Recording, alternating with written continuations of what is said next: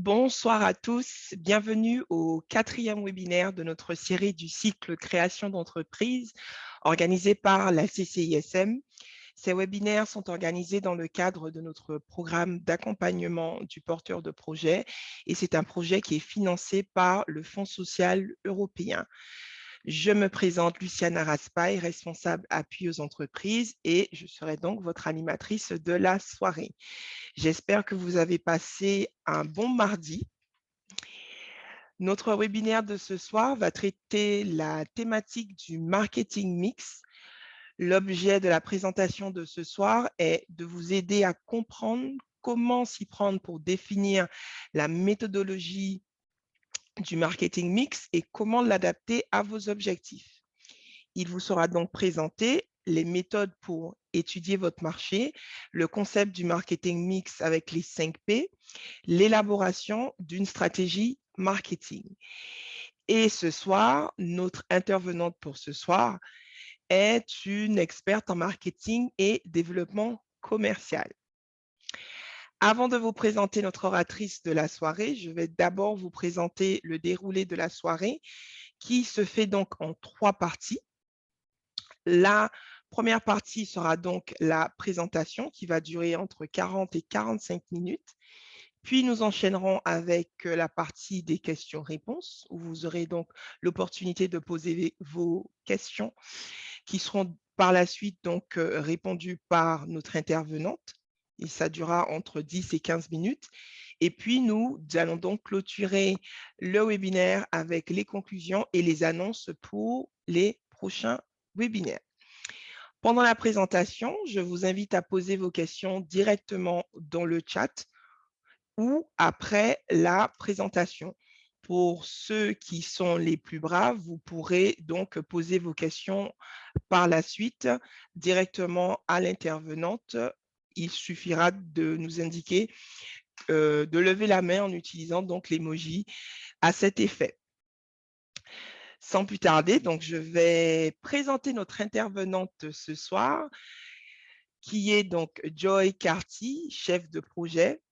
Diplômée d'un cursus gestion de projet, marketing et développement commercial, Joy Carty donc est chef de projet, comme je viens de le citer tout à l'heure.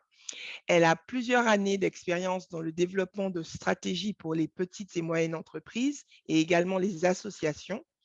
Madame Carty est passionnée d'innovation et croit fortement qu'en ayant une stratégie claire et une vision à long terme, une entreprise peut réussir toutes les épreuves de son parcours. Sans plus tarder, je vous invite donc à m'aider par vos applaudissements virtuels à inviter Joy Carty pour sa présentation ce soir. Et je serai donc de retour pour la partie des questions-réponses. Alors, bonsoir. Est-ce que vous m'entendez? Oui, très bien. Super. Alors, vous voyez mon écran? Également. Super. Alors, bonsoir à tous. Merci, Madame Raspail, pour cette introduction. Ce soir, c'est un plaisir pour moi de partager avec vous sur un sujet qui me tient à cœur et que j'apprécie énormément, le marketing et surtout la stratégie autour du développement de marketing mix. La présentation de ce soir, comme Mme Raspail l'a expliqué, va durer entre 40 et 45 minutes et je vous invite à poser vos questions dans le chat. Ce sera avec un grand plaisir que je vais répondre à la fin.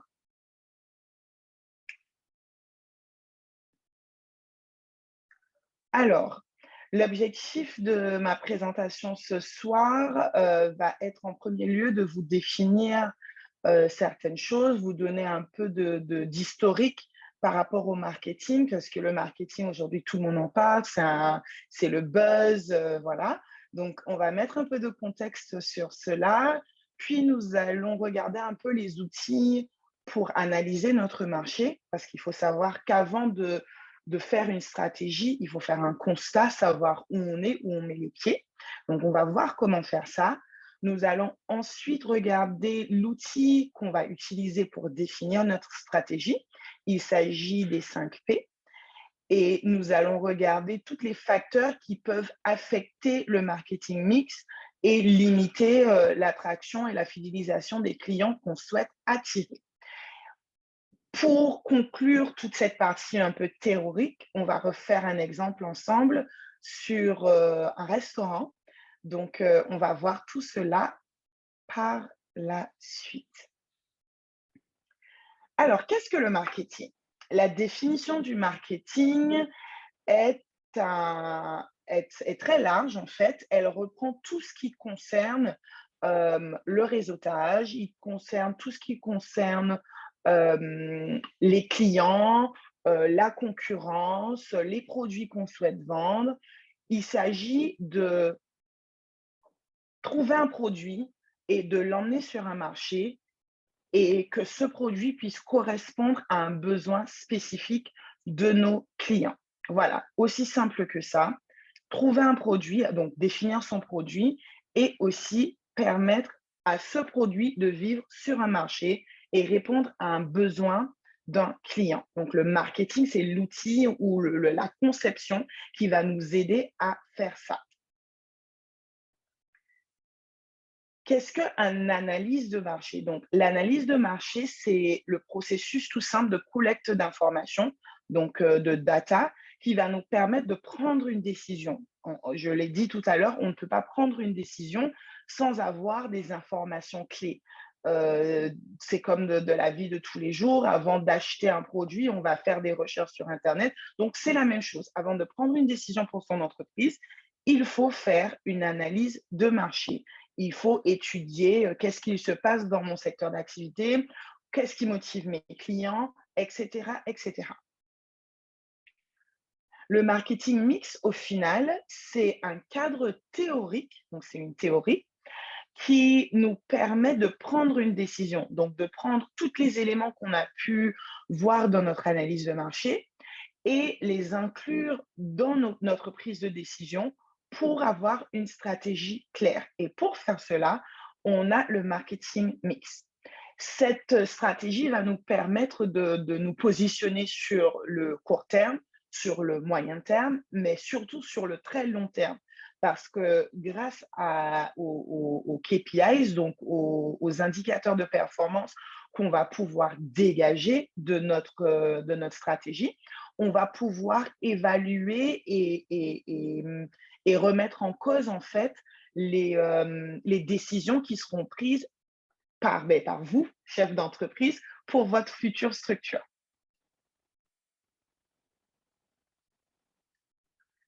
Alors, nous allons passer directement maintenant dans l'étude de marché. J'ai expliqué au départ qu'avant de prendre toute décision, il faut absolument prendre le temps nécessaire pour analyser et étudier son marché. Pourquoi le faire? Ça nous permet d'avoir une vision plus approfondie du marché, de comprendre les tendances et les modèles, les buzz, de comprendre ce que fait la concurrence. Ça nous permet d'identifier les menaces. En collectant toutes sortes de données, ça nous permet d'avoir une vue d'ensemble. Donc, on a une vue 360 de ce qui se passe sur le marché et on sait où on met les pieds, tout court. S'il s'agit de produits, s'il s'agit de la communication, s'il s'agit d'une nouvelle opportunité, l'étude de marché va nous permettre d'avoir cette vision qui va nous réconforter dans nos décisions et nous permet d'être plus sûrs sur ce qu'on va faire, the next step, on va dire. C'est bien beau d'avoir cette définition, mais maintenant, comment est-ce qu'on fait cette analyse de marché? La première chose qu'il faut faire, c'est déterminer l'objectif, le but. Pourquoi j'analyse le marché? Parce que si on n'a pas un objectif, on va analyser jusqu'à Eternam et puis voilà. Dans 2 ans, on peut toujours être là en train d'analyser le marché le marché change et j'analyse, il y a un changement de loi, je continue à analyser, il y a un nouveau client je continue à analyser, mais dans le cadre de l'entreprise, il faut avoir un but. Pourquoi je fais ça? Une fois qu'on a déterminé l'objectif de notre analyse, on va ensuite déterminer l'industrie et diagnostiquer, étudier l'industrie et le secteur d'activité dans lequel on se situe. Donc, il s'agit de la démographie, la segmentation de nos clients et de, notre concurrence, par exemple. Déterminer aussi le besoin du marché, les barrières à l'entrée, les règles, la réglementation par rapport à notre secteur d'activité. Ça va aussi nous permettre d'identifier les clients cibles qu'on souhaite atteindre et comment on va faire pour les atteindre. Ça va nous permettre aussi de comparer la concurrence. Qui est sur le même marché que moi? Qu'est-ce qu'eux, ils font que je ne fais pas? Et surtout, qu'est-ce que je vais faire qui va me démarquer de cette concurrence? Ça va aussi nous permettre d'analyser nos découvertes. Donc, ce nouveau produit que je souhaite mettre sur le marché ou ce nouveau service que je souhaite apporter au marché, en quoi est-ce qu'il répond à un vrai besoin pour mes clients potentiels? Et ensuite, dernier pas, c'est bien beau de faire tout ça, mais il faut savoir passer à l'action. Bien évidemment, il existe des outils. Donc, dans le marketing, si vous faites un peu de recherche, une recherche Google, il y a les outils classiques comme le PESTEL, comme l'analyse SWOT, comme le mix client, comme les 5 forces de porteur. Ce sont des outils qui reviennent assez souvent et qui nous permettent d'analyser le marché de différentes manières. Donc, ce sont des outils qui se complémentent, ce sont des outils qui travaillent l'un avec l'autre. Et ce sont des outils, pour certains, qu'on ne peut pas se dépasser. On ne peut pas dépasser, plutôt. Pour cette présentation, on va regarder plutôt le PESTEL et le SWOT. Donc, on n'a pas le temps de tous les voir, mais on va se focaliser ce soir sur l'outil PESTEL et l'outil SWOT. L'outil PESTEL est un acronyme qui est utilisé pour identifier les forces macro, donc les forces externes de l'entreprise, auxquelles votre organisation va devoir être confrontée. Il s'agit de la politique, de l'économie, du social, de la technologie, de l'écologie et du légal. Dans la politique, on va regarder tout ce qui est politique monétaire, la stabilité politique dans le pays dans lequel on se trouve, s'il y a de la corruption, si la liberté d'expression est quelque chose qui concerne ou pas le secteur d'activité sur lequel on va se positionner.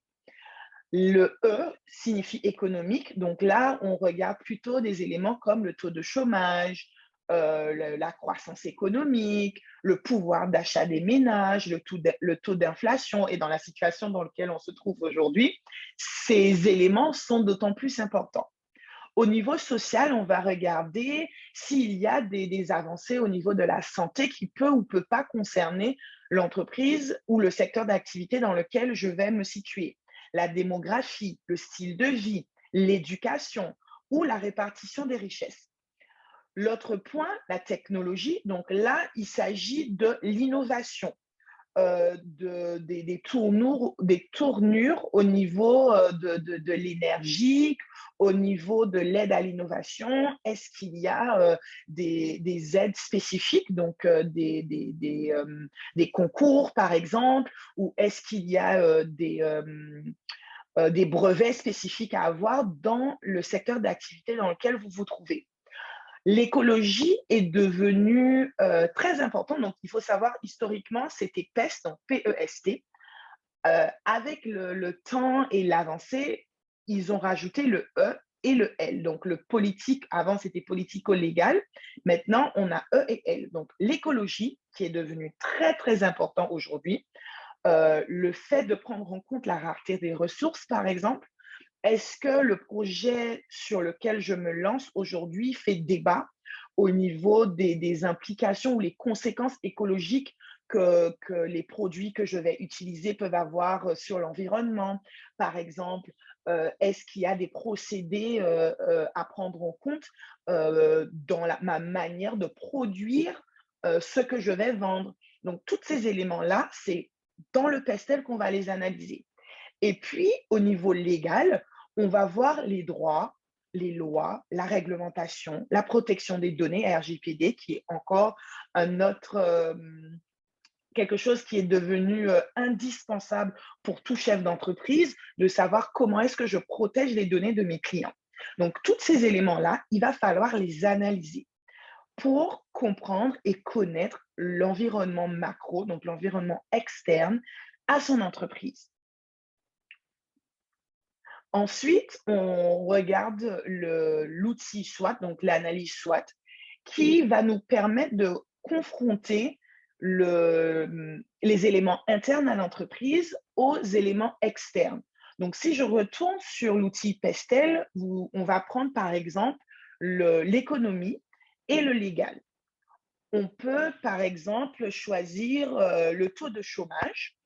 On peut dire que une des menaces qu'on peut voir, c'est que le taux de chômage est en hausse parce que suite à la pandémie, beaucoup de personnes ont perdu leur emploi.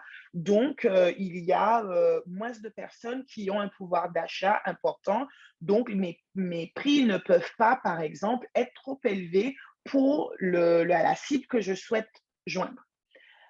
Autre chose, en interne, les forces et les faiblesses. Donc, quelles sont les forces que j'ai aujourd'hui en tant que chef d'entreprise? Est-ce que, par exemple, j'ai une qualification qui me démarque de mes concurrents?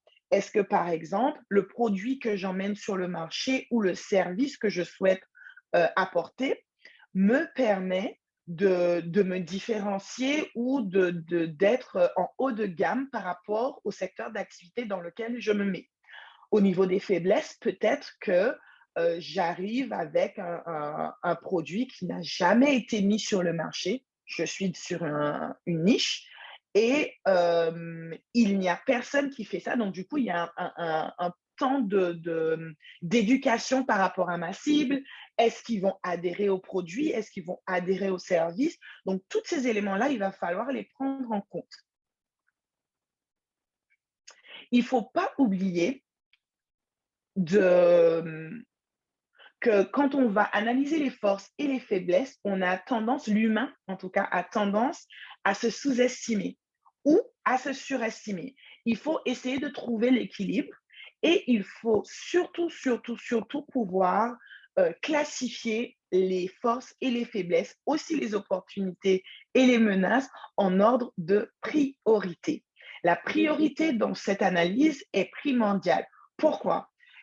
Si par exemple, vous êtes quelqu'un de nature pessimiste ou de nature, une personne qui craint énormément, vous allez vous retrouver à regarder ou vous focaliser sur les menaces ou sur vos faiblesses, alors que vous avez des forces ou des opportunités qui vont vous permettre de contrebalancer ou même de surmonter ces faiblesses ou ces menaces. Donc, c'est un outil qui vous permet de vraiment de faire une analyse croisée de vos forces en fonction des menaces et des opportunités, en fonction des faiblesses que vous pouvez identifier.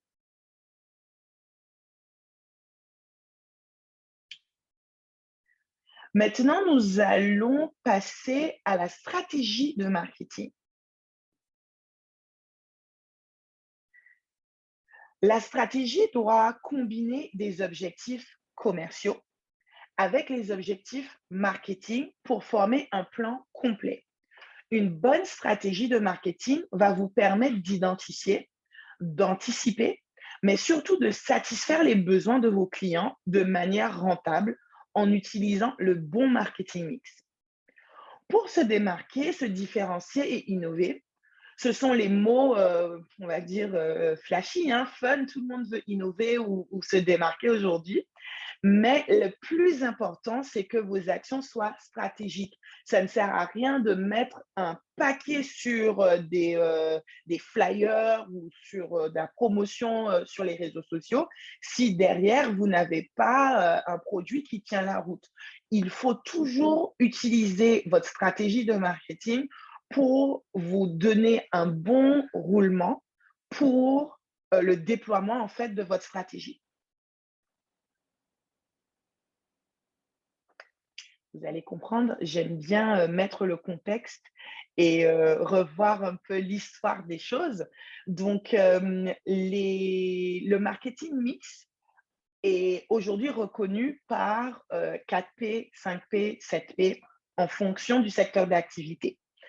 En 1950, il me semble, on a établi les 4P qui consistent au produit, le prix, la place et la promotion de l'entreprise.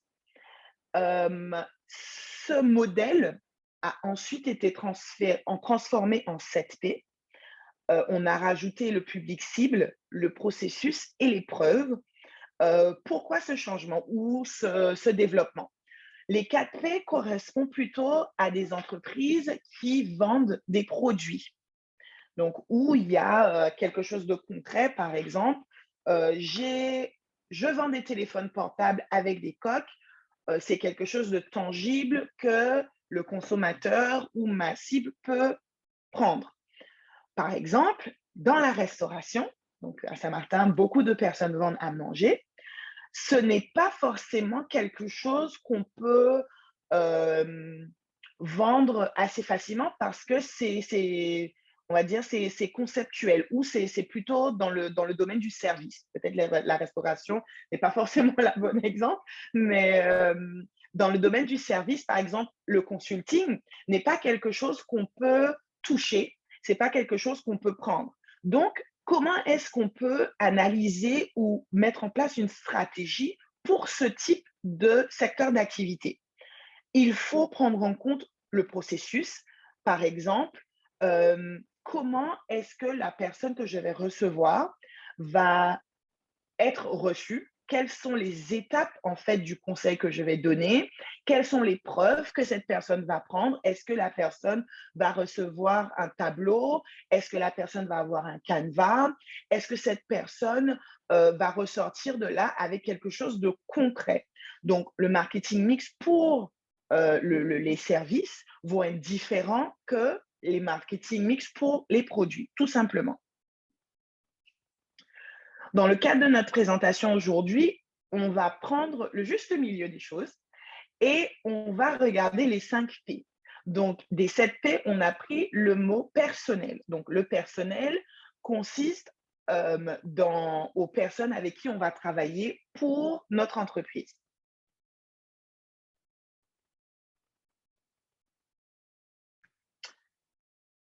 Le produit. Alors, le produit peut désigner un ou plusieurs articles qu'une entreprise souhaite vendre ou offrir à ses clients. Le produit doit bien évidemment combler ou répondre à un besoin. Donc, quand on établit ou quand on regarde le marketing mix, on va se poser un certain nombre de questions. Donc, dans cette partie, on va regarder un peu tout cela. Pour le produit, on va se demander qu'est-ce que le client attend de mon produit ou de mon service? Quel besoin je vais satisfaire? Quelles sont les caractéristiques de mon produit? Est-ce que le produit il est rond? Est-ce qu'il est emballé? Est-ce que je vais utiliser un emballage écologique? Est-ce que j'ai oublié certaines caractéristiques? Est-ce que j'inclus des fonctions coûteuses que le client ne va pas utiliser et du coup, je diminue ma marge? Toutes ces questions qui relèvent du produit ou du service doivent être posées. Comment est-ce que je vais appeler mon produit? Est-ce qu'il y a une marque à déposer? Toutes ces choses-là doivent être posées à ce moment-là, au niveau du produit. Ensuite, on va regarder le prix. Quelle est la valeur du produit ou du service que je vais proposer à l'acheteur?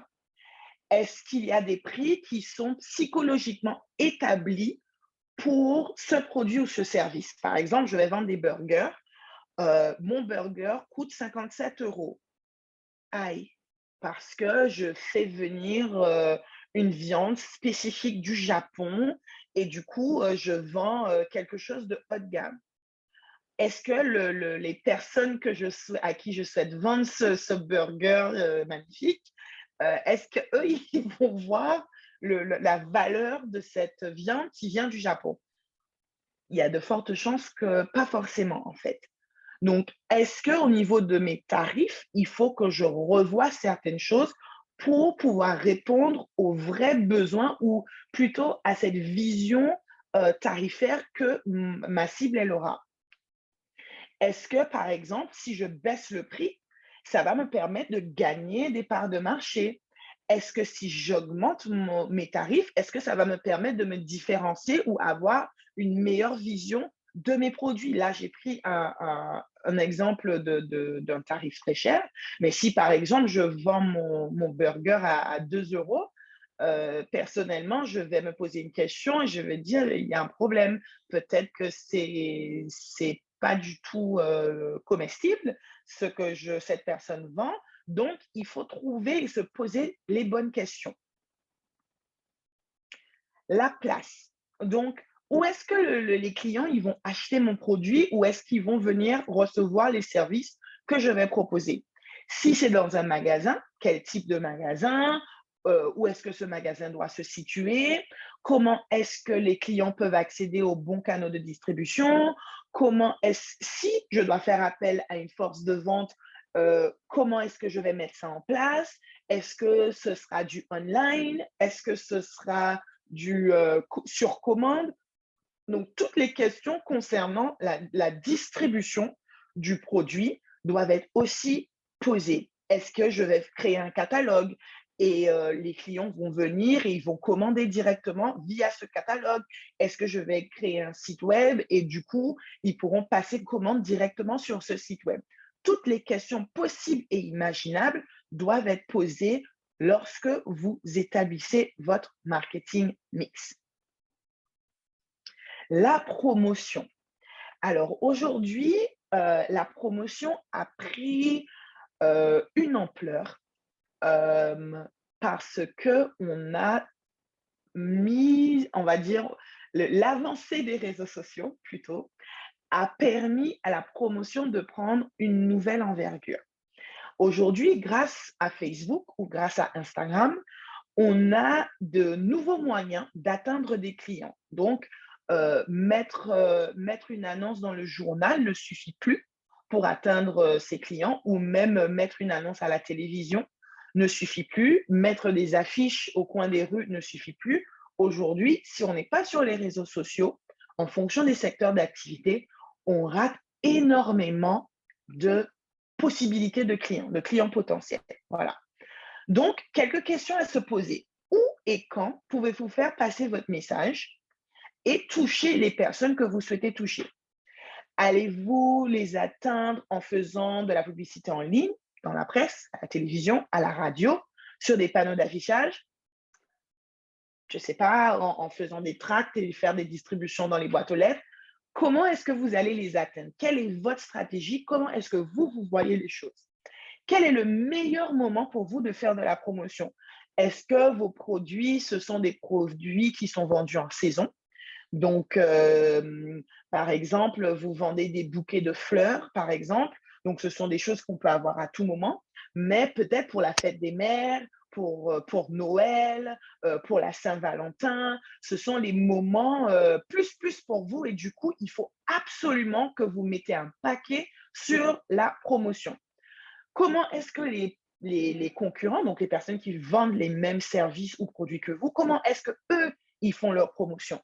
Il ne faut pas oublier que le benchmarking, donc qui est un des outils d'étude de l'environnement macro, vous permet aussi d'analyser et de vous positionner par rapport à ce qui se passe sur le terrain. Aujourd'hui, on vit dans un monde où les gens, ils aiment les choses rapidement. Les clients, ils veulent du tout fait, tout vite, voilà. Donc, comment est-ce que je peux répondre à ces besoins et leur faire comprendre que je suis le meilleur choix pour eux? Il faut se poser les bonnes questions.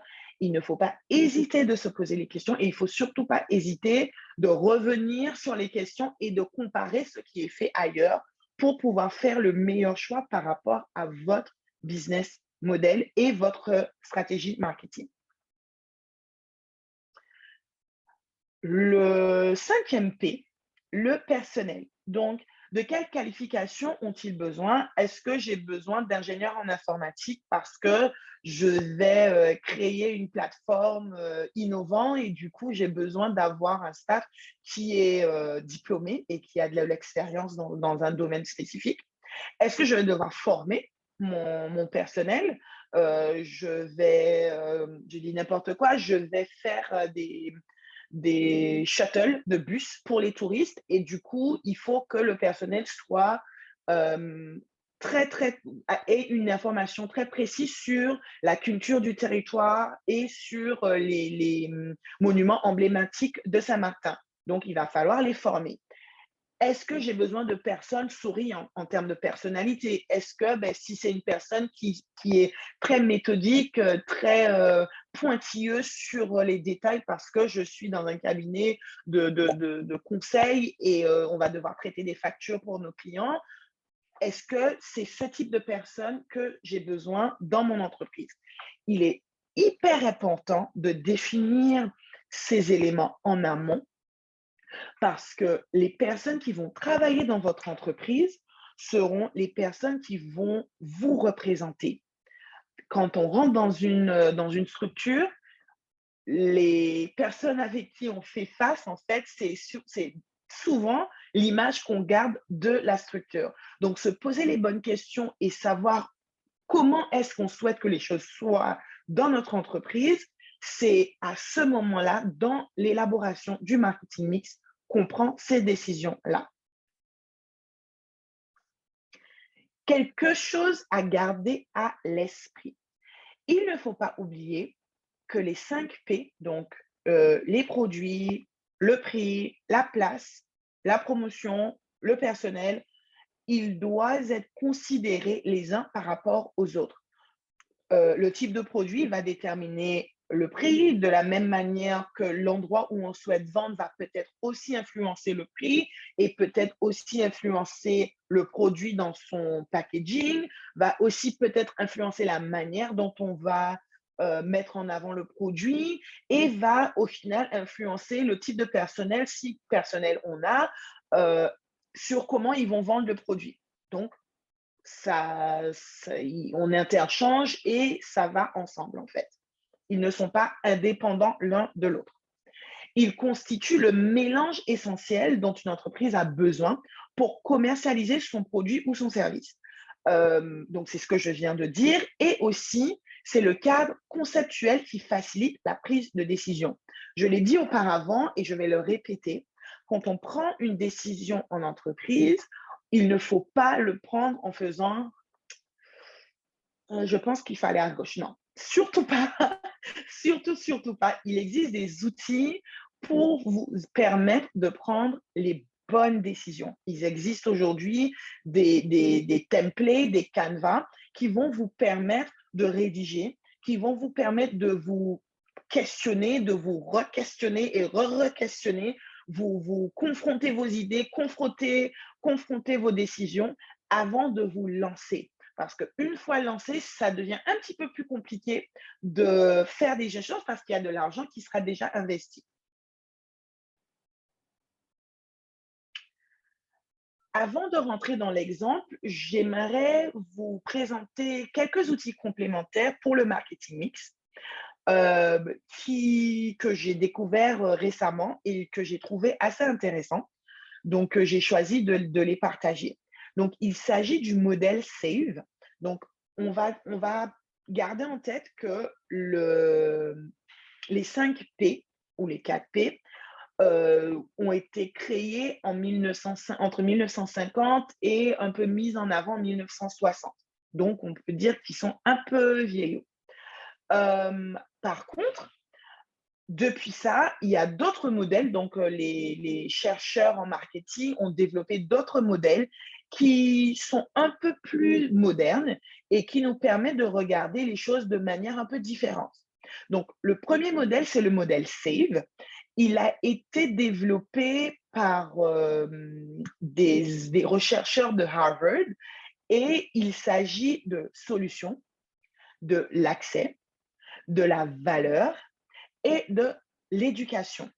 Donc, l'objectif du modèle SAVE est de se focaliser sur ce qu'on vend, sur le produit. On met l'accent sur le produit vers le consommateur.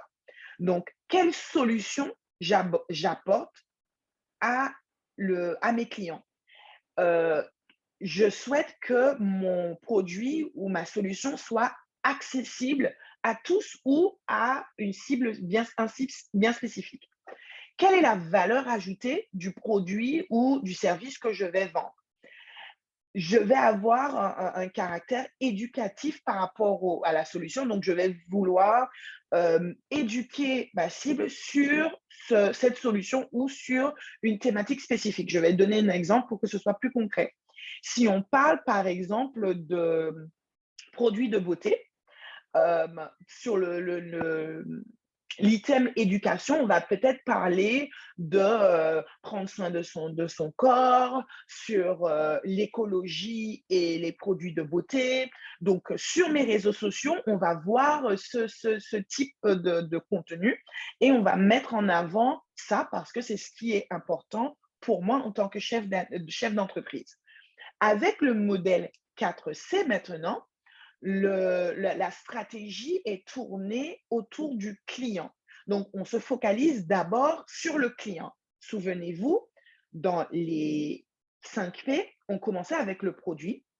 Dans le modèle SAVE, on commence avec une solution. Donc, je ne vais pas dire qu'on s'en fout un peu du produit, mais on se focalise surtout sur quelle solution ce produit apporte. Dans le modèle 4C, on se focalise sur le client. Quels sont les vrais besoins de mes clients et comment est-ce que je vais répondre spécifiquement à ces besoins-là? Est-ce que l'endroit dans lequel je vais positionner mes produits ou la manière dont je vais vendre mes produits vont être convenables pour mes clients? Est-ce que le coût ou le prix auquel je vais mettre mes produits, vont être un coût qui sera accepté ou acceptable pour le client? Encore une fois, tout est tourné sur le client. Quel type de communication je peux avoir avec le client pour échanger sur ses besoins et savoir comment je peux mieux lui servir et mieux lui permettre d'être content par rapport à ce que je vais lui offrir. Donc là, on a 3 modèles qui font la même chose, mais qui répondent aux besoins de manière subtilement différente. En fait, l'approche va être différente. Donc, en fonction de vous, en fonction de comment vous voyez votre entreprise et la manière dont vous souhaitez aborder l'entrepreneuriat, vous avez aujourd'hui 3 modèles. Donc, le modèle 5P, le marketing mix, le modèle SAVE, solution, accès, valeur et éducation, le modèle 4C, client, convenance, coût et communication, qui peuvent vous permettre aujourd'hui, et peut-être que vous pouvez ou vous souhaitez faire un mix des 2 ou des 3, pour vous permettre de répondre vraiment à toutes les questions possibles et imaginables et vous permettre d'établir une stratégie claire et concrète pour votre entreprise.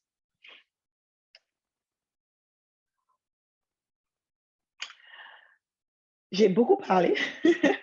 On va maintenant passer aux exemples. Comme j'ai dit au départ, j'aime beaucoup manger. Donc, on va prendre l'exemple d'un restaurant fictif qui s'appelle le Roots. Et ce sera un restaurant africain qui sera basé à Saint-Martin. Donc, on va reprendre le processus, analyse du marché, stratégie de marketing pour établir mes objectifs, plan de marketing pour établir une directive et avoir des objectifs ou une stratégie, on va dire, opérationnelle qui est concrète pour me permettre d'atteindre les objectifs de ma stratégie. Je vais reprendre. On analyse d'abord le marché, externe et interne. On établit ensuite les objectifs grâce au marketing mix. Et ensuite, on fait un plan d'action pour atteindre ces objectifs. Donc, pour le restaurant The Roots, j'ai fait un petit SWOT. Pardon. J'ai fait un petit SWOT qui va me permettre, on va dire, d'englober ou de résumer mon étude de marché avec le PESTEL. J'ai déjà fait mes 5 forces de porteur. J'ai déjà fait le mix client. Et pour résumer, j'ai décidé, bon, je vais faire un SWOT. Donc, dans mon SWOT, je sais que suite à mon analyse de marché, que j'ai plus de 30 ans d'expérience dans la nourriture ou dans la cuisine. J'ai déjà l'emplacement idéal parce que j'ai une grande tante qui m'a laissé un grand terrain à Colombier, bien au niveau d'un environnement qui ressemble à ce que je cherche pour ce restaurant. J'ai déjà, à travers mes différentes expériences, établi des partenariats avec des fermes locales et je peux avoir des approvisionnements directement des différents pays d'Afrique pour les plats que je vais cuisiner. J'ai déjà établi tout ça, donc ça, c'est mes forces. Par contre, le personnel que je vais devoir embaucher va avoir besoin d'être formé pour diverses raisons, parce que je souhaite que le personnel soit top, top, et du coup, ils vont devoir se former. Ils vont devoir aussi être éduqués par rapport aux différents plats que je vais offrir dans ce restaurant. Deuxième faiblesse, c'est que je ne suis pas très connue pour mon expérience. Je suis quelqu'un d'assez discret. Beaucoup de personnes ont déjà mangé des choses que j'ai cuisinées sans savoir que c'était moi. Donc, j'ai peur un peu de me mettre en avant. Voilà, je suis quelqu'un de très discret, donc ma personnalité fait que je ne suis pas très connue. Voilà, mais mon projet me tient à cœur, mais je suis honnête avec moi-même par rapport à mes faiblesses. Je regarde un peu maintenant l'environnement externe. L'opportunité, c'est que le tourisme est en train de se reprendre sur Saint-Martin. On a des personnes qui viennent de un peu partout. On est reconnu comme la capitale gastronomique de la gastronomie de notre bassin, pardon. Saint-Martin est un melting pot, donc un restaurant atypique ne va pas choquer. La CCI et le pôle développement économique a mis des initiatives pour les nouvelles entreprises, donc je vais pouvoir être accompagnée à 100% dans ce nouveau projet. Super. Par contre, j'ai aussi vu qu'il y a des taxations sur l'importation qui sont en train de devenir de plus en plus chères. Oui, papa, comment est-ce que je vais faire? J'ai aussi vu que le marché en ce moment est très incertain. Les produits qui sortent d'Afrique, on n'est pas sûr à quel moment ils vont arriver. Donc, comment je vais vraiment faire? Je ne suis pas sûre. La situation sanitaire n'est pas stable. Donc, OK, bon, j'ai fait le tour de ma situation en interne et en externe et je pense avoir une vision assez complète pour pouvoir me lancer dans le développement de ma stratégie. Maintenant, pour mon restaurant The Roots, mes produits sont des produits frais et de qualité. C'est mon souhait. Donc, je réponds aux questions. Souvenez-vous, il y a plein de questions. Je veux avoir une carte de vin spéciale, donc des vins qui viennent d'Afrique du Sud, des vins sénégalais, des vins du Congo, par exemple. Je souhaite avoir des sauces authentiques pour mon mafé, donc je vais me déplacer pour apprendre et ramener des épices spécifiques pour pouvoir cuisiner mes plats des différentes régions que je souhaite mettre sur ma carte. Au niveau du prix, j'ai décidé que je vais faire une tarification qui sera basée sur la valeur. Donc, c'est une tarification qui me permet de mettre en avant ce côté atypique et spécial de mon entreprise. Pour l'emplacement, je souhaite avoir un emplacement plein nature et avoir des sièges en extérieur, une belle terrasse, des arbres, une verdure, donc un cadre magnifique. Pour la promotion, j'ai décidé que je vais avoir un site web où mes clients peuvent prendre leurs réservations, où ils peuvent réserver aussi pour des animations ou réserver le restaurant en entier pour un mariage ou pour un anniversaire. Je vais aussi être très présent sur les réseaux sociaux pour parler un peu de mes plats, pour parler de l'Afrique et des origines des plats que je vais mettre en avant. Je vais aussi avoir des panneaux d'affichage qui vont être un peu partout sur le territoire pour attirer ma clientèle. Pour le personnel, je vais avoir un personnel qualifié, personnel qui est très, très, très, très, très impliqué dans tout ce qui se passe dans le restaurant. Donc, ils vont être très, en anglais, je perds mes mots en français, well-versed. Donc, ils vont avoir une très bonne connaissance sur la carte des vins, sur les différents pays, sur l'historique des plats, etc. Ils vont avoir un uniforme pour représenter ma marque, The Roots, avec un logo, et ils vont être partie intégrale de cette structure. Super. Stratégie de marketing, elle est claire. Je pense qu'elle est atteignable parce que j'ai déjà établi mon analyse de marché où j'ai pu voir ce qui se passait. Donc, je pense qu'en prenant en compte toutes ces choses-là, j'ai plus ou moins vu comment je peux mettre ça dans ma stratégie.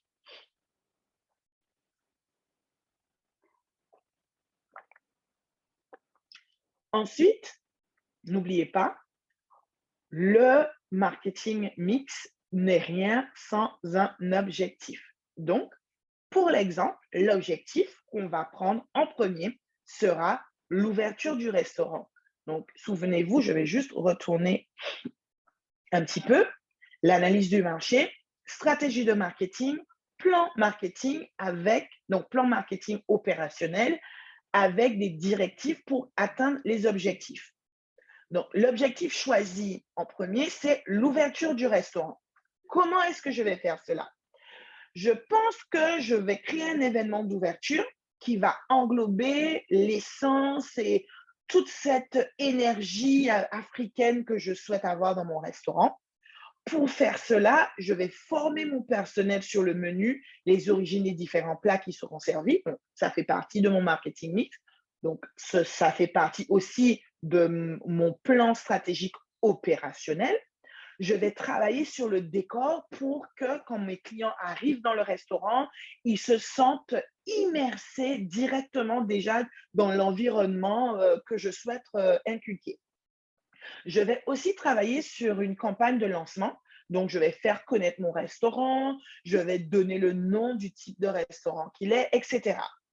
Je vais organiser aussi un événement de pré-lancement sur invitation uniquement, donc pour un peu inciter les personnes à venir. Donc, je vais inviter des experts en gastronomie, je vais inviter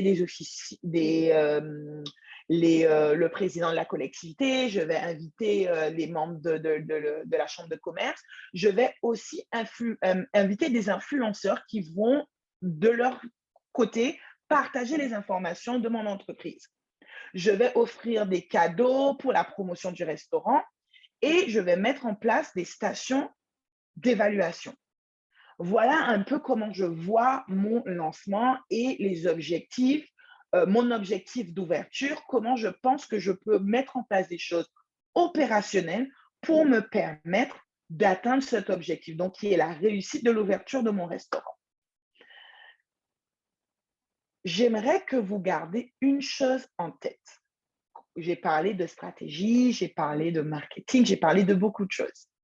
La stratégie, quand on parle de stratégie, que ce soit la stratégie marketing, le marketing mix, ce sont des termes sophistiqués pour décrire un plan à long terme et la mise en œuvre de ce plan.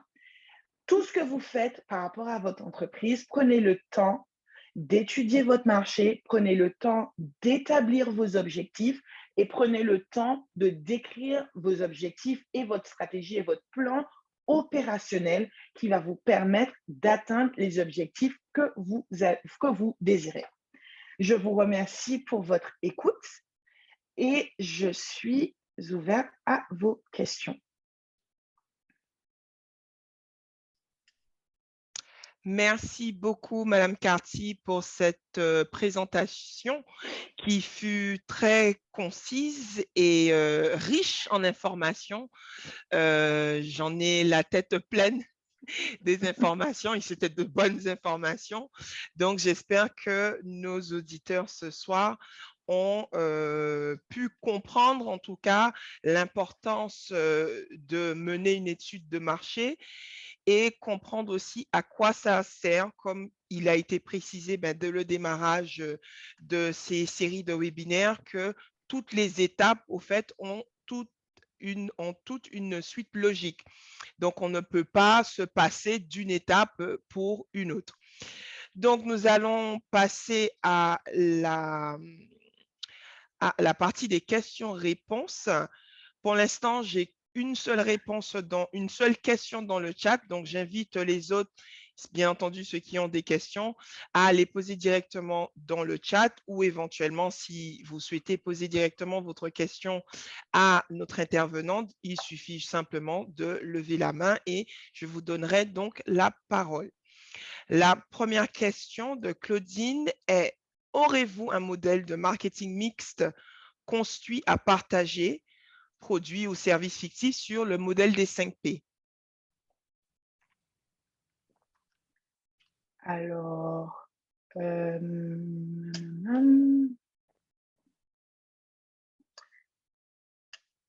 attendez 2 secondes, pardon. J'essaie de repartager mon écran.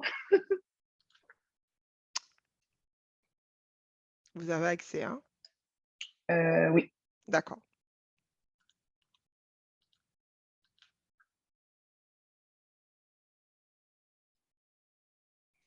Donc, j'encourage encore ceux qui ont des questions. N'hésitez pas, n'ayez pas peur. Toute question est bonne à poser. Et c'est le moment d'obtenir les réponses à vos questions.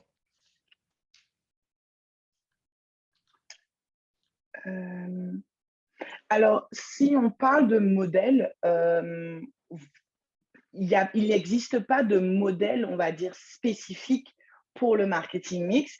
Il suffit, moi je le présente comme ça avec des colonnes, il suffit de pouvoir répondre aux différentes questions. Donc, si vous souhaitez reprendre ce modèle comme template, vous pouvez.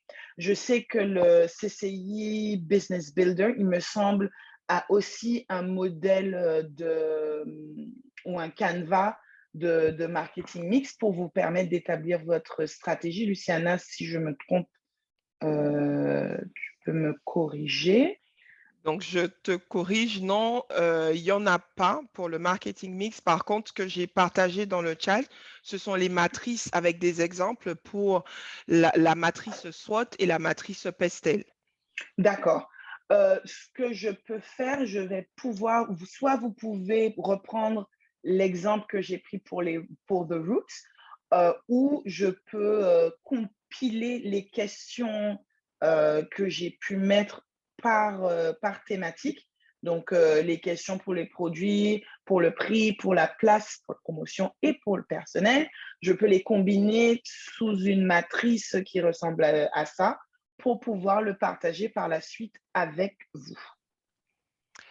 Et je vais juste compléter par contre sur le CCI Business Builder, donc il n'y a pas une matrice proprement dit, ce sont des rubriques sur lesquelles il va falloir donc renseigner les informations par rapport à la stratégie produit, la stratégie de distribution, de prix, de communication et le web marketing.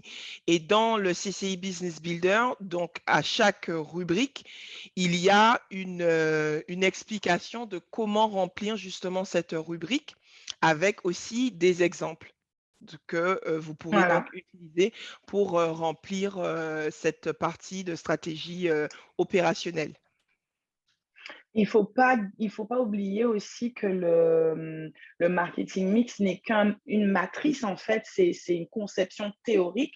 Donc, en fonction de l'entreprise, peut-être que vous n'allez pas mettre de personnel ou que vous allez que utiliser les 4 P ou vous allez avoir besoin des 7 P. Donc, en fonction de votre entreprise et votre stratégie, la matrice, elle va évoluer aussi. Donc, l'outil CCI Business Builder peut être un bon départ pour vous permettre de vous poser les bonnes questions et d'avoir une structure dans le développement de votre stratégie de marketing. Merci pour cette réponse, Mme Carty. Et Claudine donc confirme que le modèle que vous avez présenté ce soir sur l'exemple du restaurant lui convient parfaitement. Deuxième question de Marie. À quel moment intervient le marketing mix dans la construction de son projet? Alors, le marketing mix vient en place juste après l'étude de marché et quand on établit le business model. Donc, je repartage mon écran. Je pense que je vais juste regarder. Je ne sais pas pourquoi je le change à chaque fois.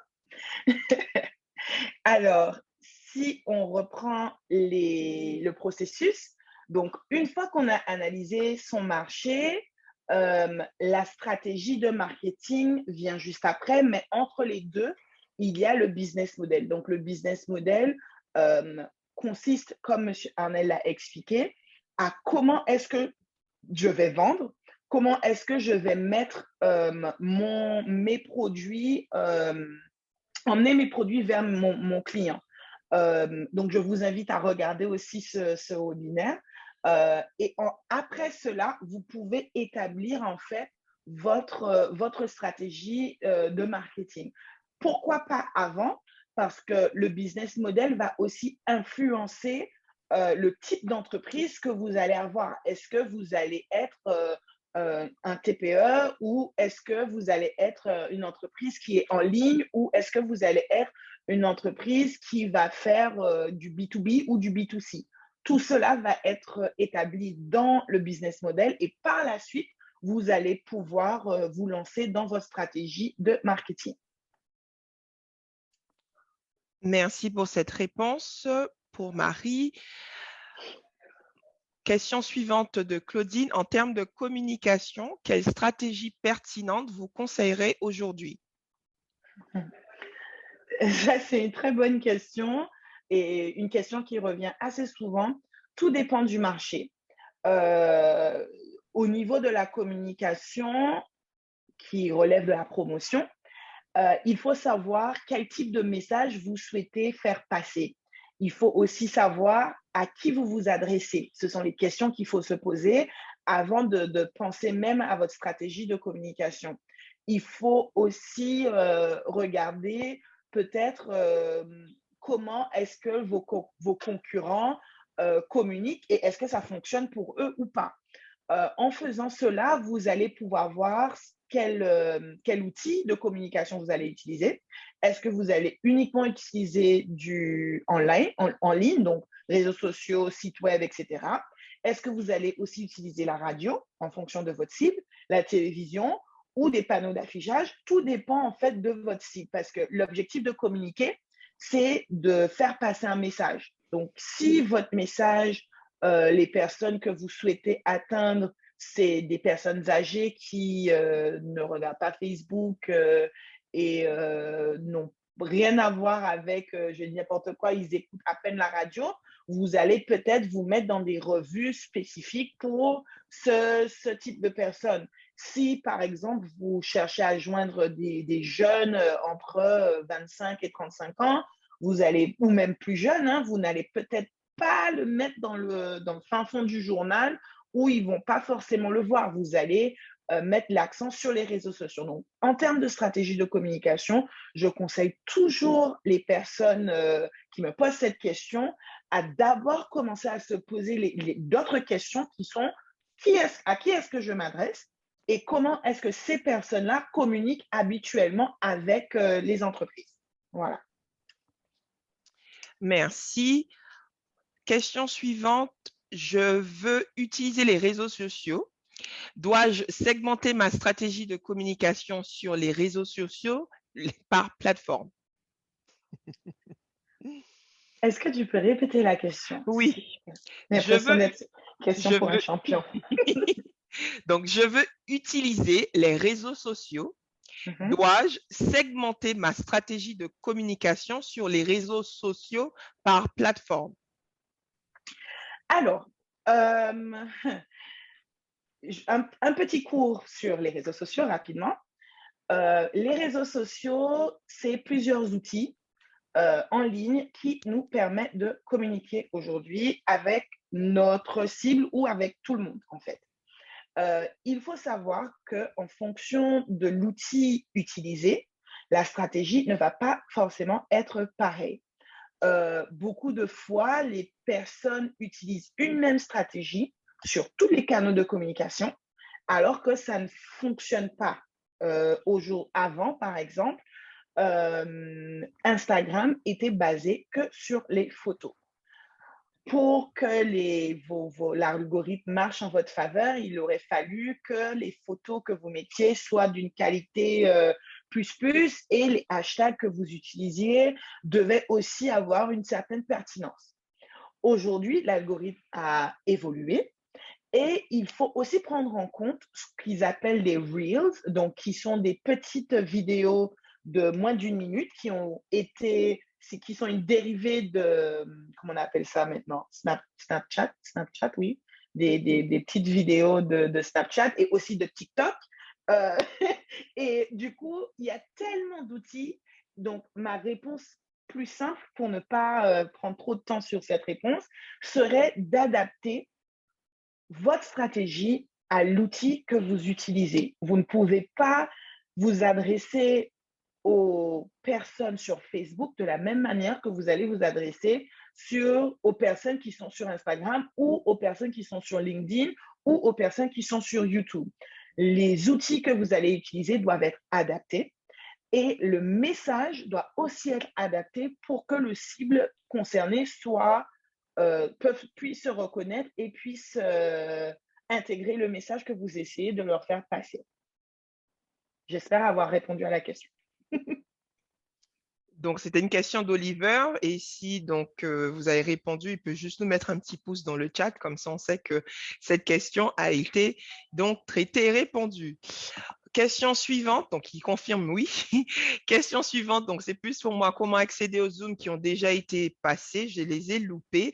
Donc, donc c'est une question de Kerry sur notre page YouTube. Donc, on a déjà téléchargé donc l'intégralité des webinaires en anglais et l'intégralité des webinaires en français seront donc téléchargés à la fin de la série, donc qui se termine le 31 mai, si je ne me trompe pas. Voilà. Donc, j'ai une autre question qui m'a été envoyée directement sur mon téléphone WhatsApp. Donc, vous avez parlé d'études de marché. Existe-t-il des outils pour mener l'étude de marché? Quand on parle d'outils, on parle de Canva, d'outils en ligne. D'outils en ligne, de matrices, de fil conduit, de feuilles de route, savoir ben, qu'est-ce qu'on va chercher, puisque souvent, je vais mettre le cas pratique. Souvent, quand Oui. je reçois des porteurs de projets, ils sont vraiment perdus à savoir mais quelle méthodologie voilà adaptée pour mener leur étude de marché, sachant que quand on parle d'études de marché, on parle énormément de récolter des données. On sait que sur le territoire de Saint-Martin, c'est un des challenges, les plus gros challenges, donc pouvoir récolter des données.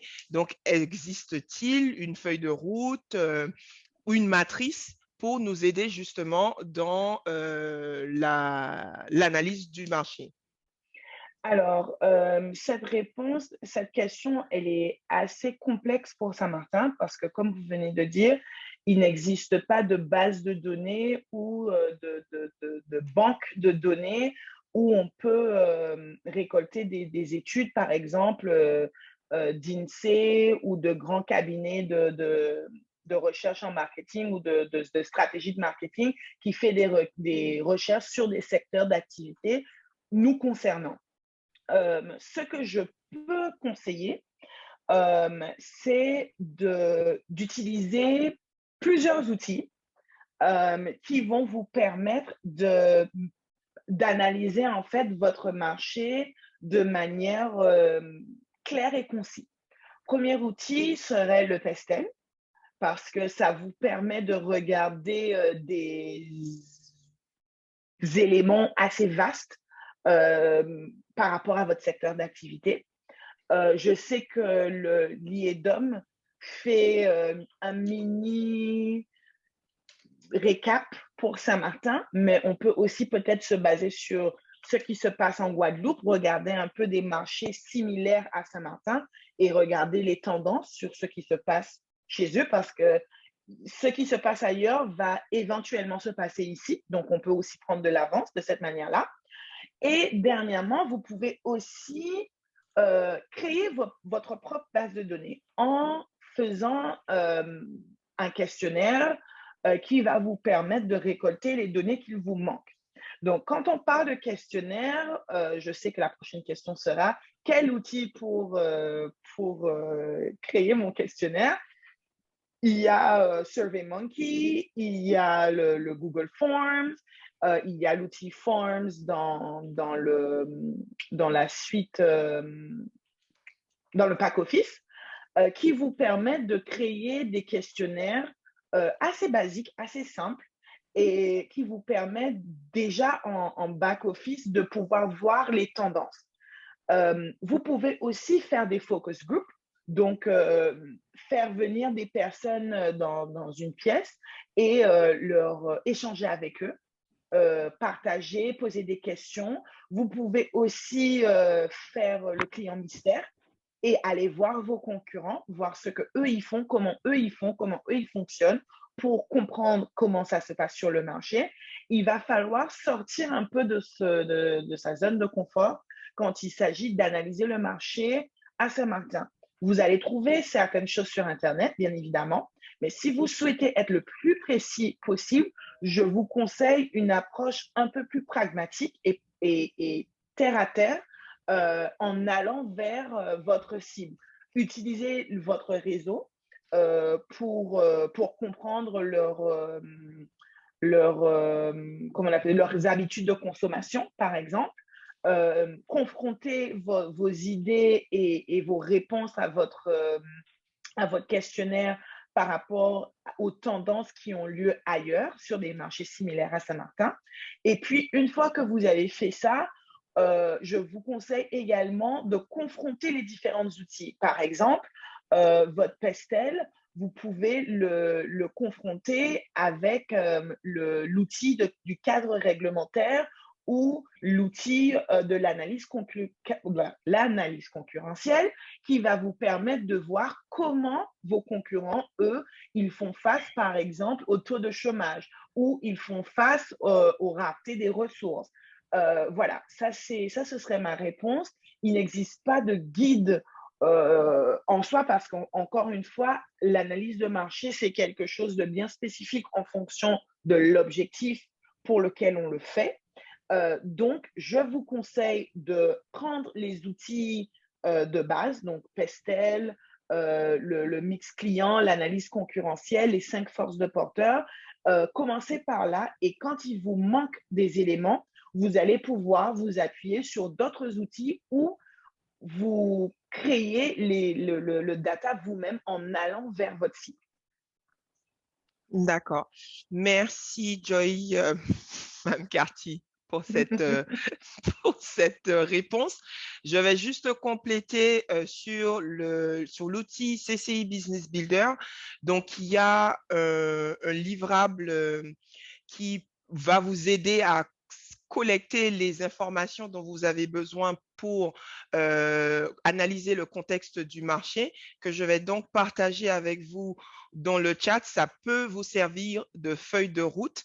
Donc, c'est toutes les questions toutes les questions et les éléments que vous devez vous poser, voilà, quand vous allez donc chercher l'information quand vous allez chercher les informations sur le marché. Donc, vous pouvez donc garder cet outil comme feuille de route.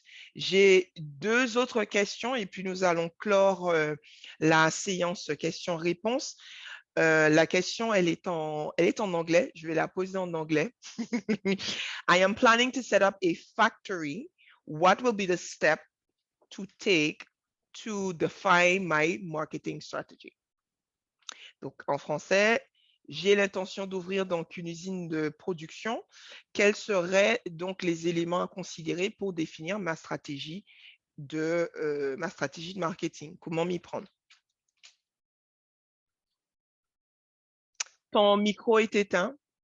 Pardon. En posant la question comme ça, moi, j'ai d'autres questions à poser avant de pouvoir répondre. Et puis, je vais dire après la stratégie à prendre.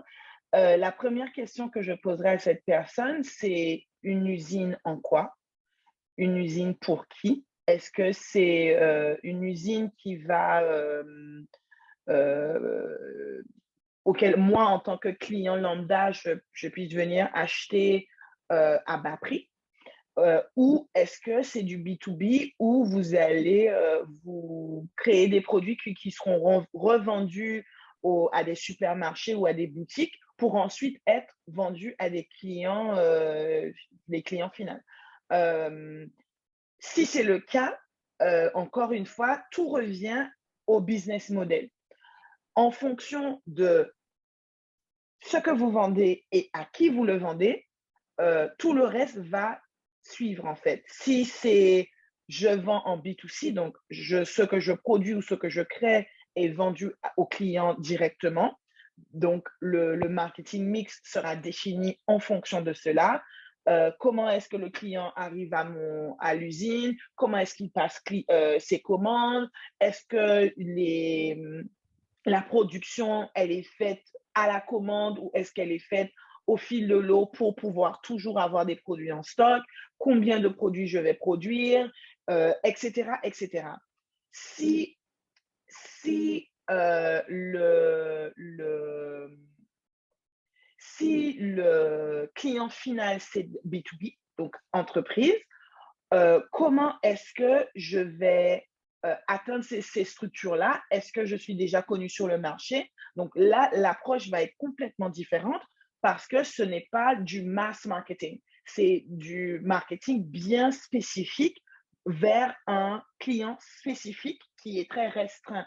Il n'y a pas, disons, il y a 10 000 clients physiques, donc des individus. Il y a peut-être 15 ou 20 magasins qui vont acheter pour revendre. Donc, en fait, on va pouvoir les atteindre de manière différente et de manière plus simple en termes de marketing mix. Donc, en fonction du business model, comme je l'ai dit tout à l'heure, le business model va nous permettre de définir les éléments ou mieux répondre plutôt aux éléments du marketing mix. D'accord. J'attends la réponse de la personne pour les questions les éléments dont vous avez besoin. Et je vais donc poser l'autre question, la dernière question. L'outil Pestel semble très complexe. Est-ce qu'en choisissant une autre matrice, exemple le SWOT, est-ce qu'on risque de passer à côté d'éléments importants? Alors, j'avoue que l'outil Pestel, quand on le voit comme ça, elle a l'air très impressionnante. Mais pour moi, c'est un des outils le plus complet en termes d'analyse du marché externe, donc le macro environment, parce que ça nous fait nous poser des questions qu'on n'aurait pas forcément pris en compte si on avait commencé ou si on se focalisait que sur un outil. Après, Si vous n'êtes pas à l'aise avec cet outil, il y a d'autres outils qui sont complémentaires. Par exemple, la tendance et le développement qui peuvent nous permettre de regarder les tendances sociales, les tendances économiques ou le cadre réglementaire qui va peut-être nous permettre de regarder la partie politique et la partie légale. Il y a aussi l'attractivité qui va nous permettre peut-être de regarder le côté technologique et écologique. Donc, en fait, il y a tous les outils, en fait, peuvent se confronter et peuvent se complémenter. Donc, si le pastel ne vous convient pas, commencez par un autre outil qui vous semble plus abordable et plus simple. L'objectif n'est pas de vous frustrer dès le départ, mais plutôt de vous donner les outils pour vous permettre de vous débloquer de votre incompréhension de votre marché. Donc, si l'outil pastel ne vous convient pas, commencez par un autre outil. Je vous conseille quand même de revenir sur l'outil pastel avec les éléments que vous avez pu prendre avec les autres outils pour voir s'il ne vous manque pas une information qui peut être primordiale pour votre analyse. Voilà. Merci pour cette réponse qui a été très précise. Et donc, je reviens sur l'avant-dernière question pour vous apporter les éléments. Donc, ce sera une usine de production qui va donc approvisionner le marché de construction. Et ce sera du B2B et du B2C. D'accord. Donc, une double clientèle. Pourquoi faire simple quand on peut faire compliqué? Alors, on va reprendre les 4P et les 7P. Si c'était du simple B2B, j'aurais peut-être dit que vous pouviez vous contenter des 4P. Par contre, à cause de la complexité, on va dire, de votre business model, parce que vous envisagez non seulement vendre à des entreprises, mais aussi à des clients particuliers. Donc, ça veut dire qu'il y a un public cible qui est double. Il y a aussi un processus de vente qui sera double et aussi une promotion qui va et des prix et des tarifs qui vont différer. Donc, pour cela, je vous conseillerais de prendre les 7P.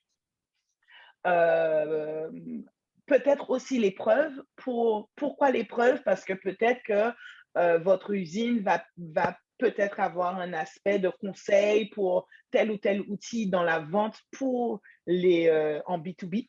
Parce qu'une entreprise va peut-être vouloir vendre ce type de béton ou ce type de carrelage ou ce type de peinture. Et vous allez dire non, pour votre cible de client, il suffit ou c'est mieux de prendre telle ou telle chose. Donc, la preuve, je l'aurais mis. Donc, je vous conseillerais de prendre les 7P en complet et de le faire en 2 temps.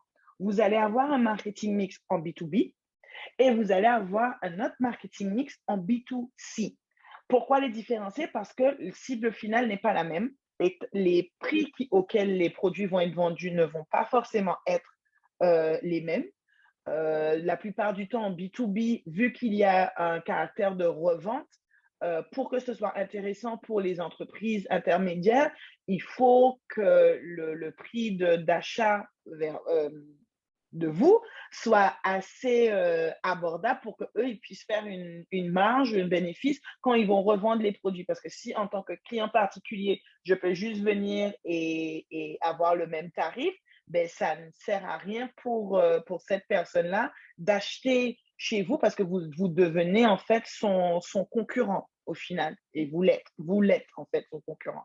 Donc, voilà ce que je peux conseiller en termes de stratégie.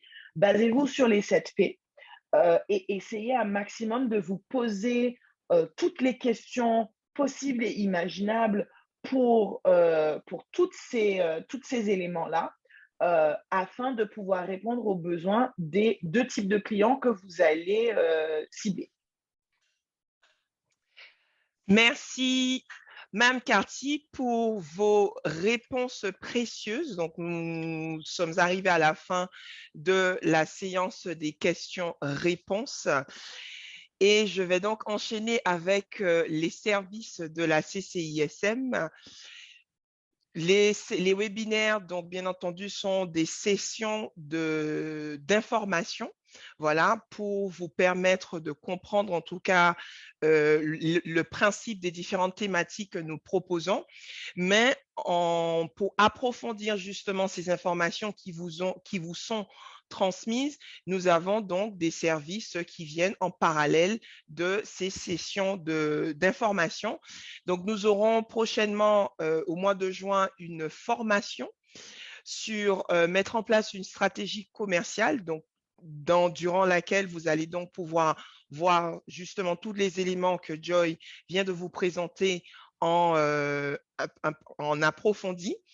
Et cette séance de formation, si je ne me trompe pas, va durer 2 jours. Donc, si vous êtes intéressé, vous pouvez d'ores et déjà adresser un mail à ma collègue du pôle formation à l'adresse formation@ccism.com. Et pour ceux qui éventuellement donc n'ont pas 2 jours à consacrer, donc bien entendu, nous tentons de répondre et accommoder chacun, voilà, en fonction de leur disponibilité. Donc, nous aurons un atelier construire son marketing mix qui sera donc animé par Joy Carty le mardi 3 juin. Donc, ce sera en début de soirée pendant 3 heures où vous aurez donc la possibilité de travailler sur votre marketing mix, donc sur votre stratégie opérationnelle. Donc, pour celles et ceux qui sont d'ores et déjà intéressés, puisqu'il faut savoir que les sessions de formation et les ateliers sont limités. Donc, first come, first serve. Donc, je vous invite déjà à nous transmettre un mail pour nous faire savoir de votre souhait justement de participer soit à la formation ou à l'atelier. Et pour l'atelier, donc c'est directement, vous m'adressez à moi directement un mail à elraspail@ccism.com. Et donc, ces deux formats, en fonction bien entendu de vos disponibilités, vont vous permettre d'approfondir vos connaissances et l'information qui vous a été transmise aujourd'hui. Et bien entendu, comme il est de coutume, vous rappelez des prochaines sessions de webinaires à venir. Donc, jeudi, nous aurons donc maître Monsieur Bruno Lisée, expert comptable, qui va donc nous présenter sur la thématique concevoir les besoins financiers de son projet. Donc, savoir quels sont les éléments qu'il faut récolter au préalable, quels sont les éléments aussi auxquels il faut choisir pour justement construire son prévisionnel. Comme vous avez pu le voir, donc toutes les étapes sont une suite logique.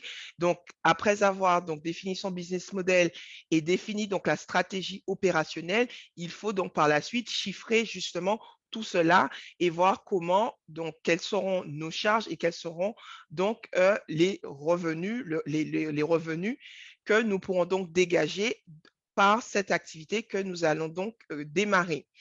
Et puis, donc, mardi prochain, nous aurons financé son projet, puisque, bon, nous avons donc identifié nos besoins financiers. Et donc là, il est important pour nous de savoir quels sont les leviers de financement que nous pouvons donc mobiliser pour notre projet.